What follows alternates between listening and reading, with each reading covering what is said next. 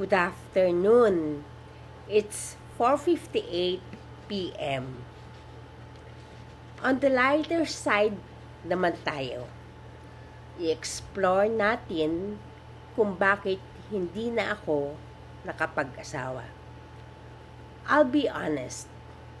I'm not 100% single by choice. I believe in marriage. I've witnessed and still continue to witness both happy and successful marriages in celebrities and ordinary people.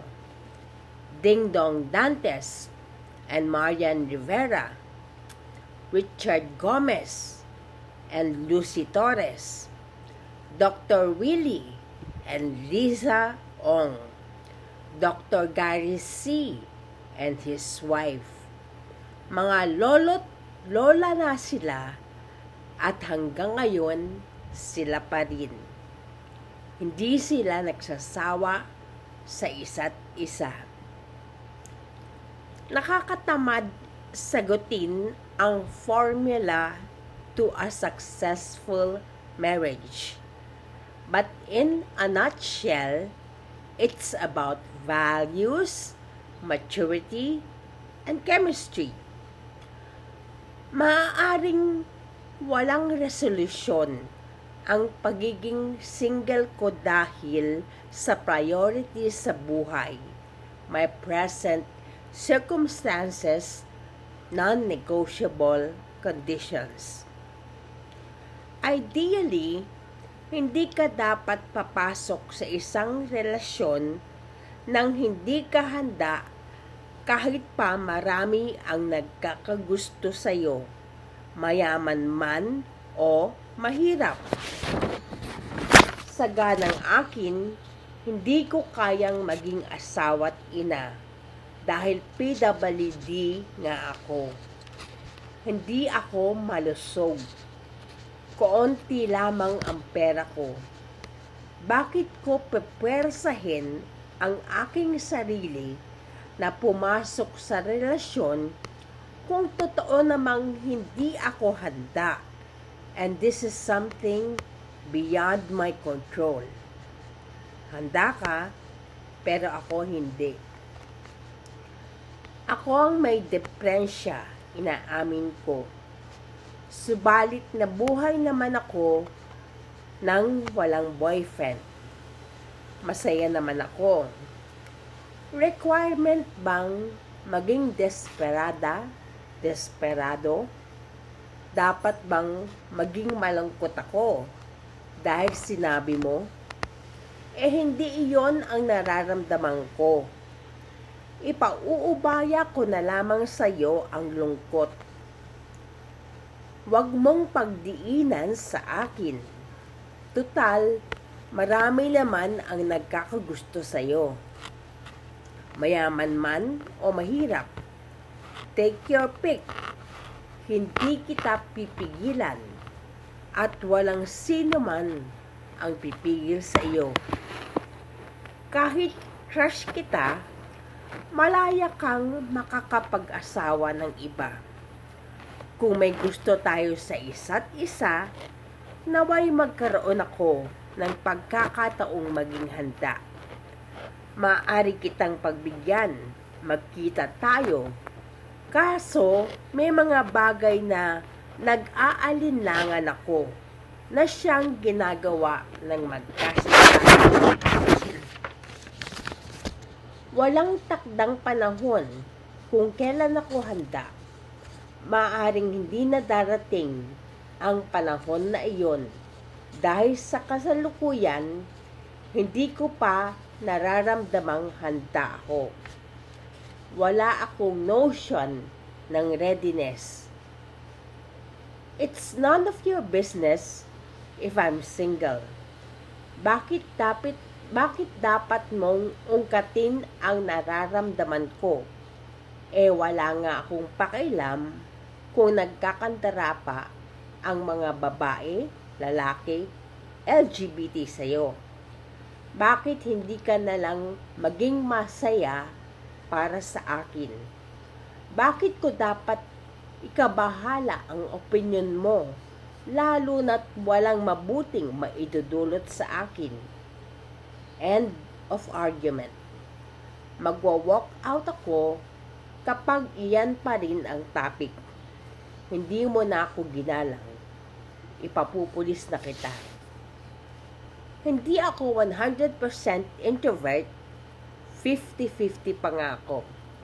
Kadalasan, mahirap makihalubilo kapag binabudget mo ang iyong pera.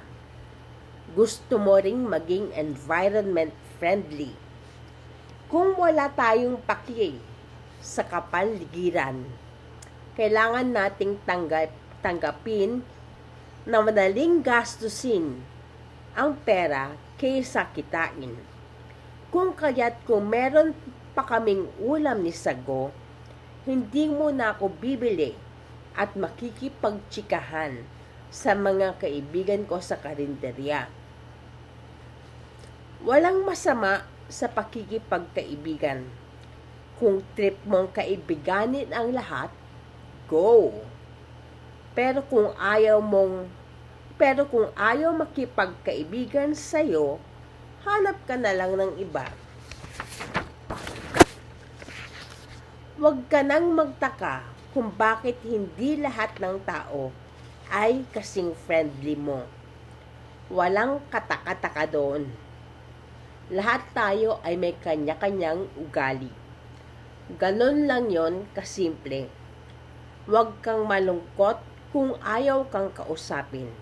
Marami pa naman dyan. Kung ayaw mong mag-ingat, bahala ka. Kung maingat naman ang gusto mong kausapin, huwag mo nang pilitin. Wala kang dapat patunayan sa kanya. Hindi naman niya tinatanong.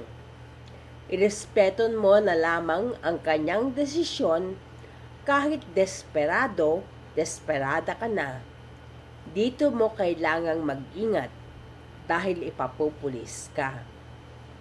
Bawas-bawasan natin ang pagiging marites. May iba't ibang dahilan ng tao kung bakit sila single. It's really none of your business, period.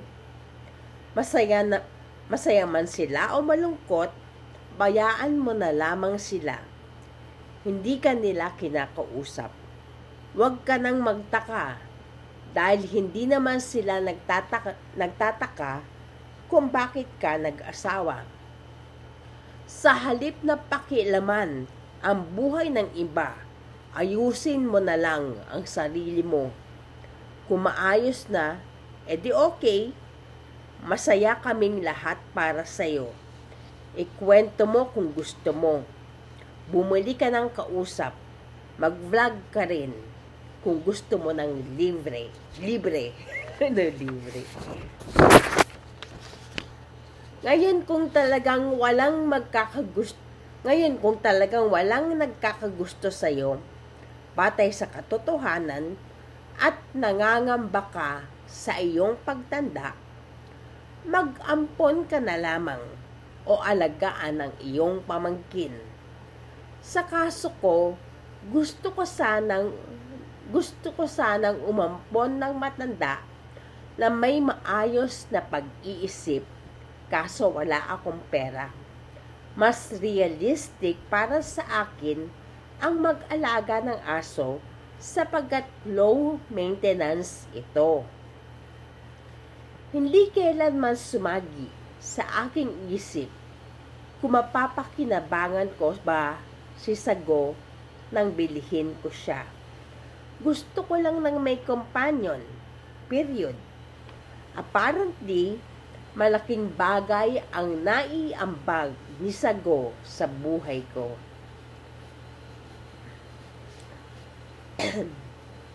Marahil kailangan ko ng mag-aalaga sa akin. Subalit ayokong mabahala dito. Bakit ako mas-stress sa pag-iisip ng bagay? Ulitin natin.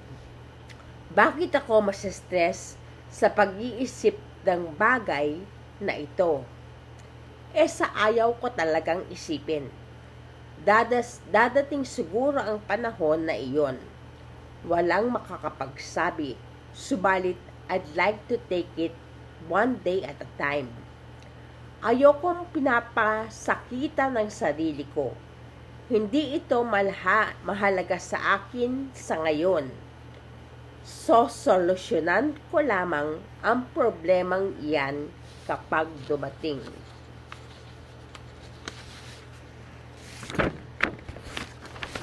Hindi na mahalaga kung may solusyon man o wala. Hindi ko nga rin alam kung gugustuhin ko pang mabuhay kung marami akong sakit na nararamdaman.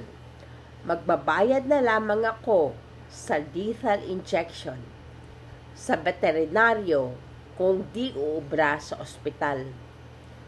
Fourth day of no meds. I did everything. Nahirapan ako ng gustong makatulog on the third day, which is quite unusual.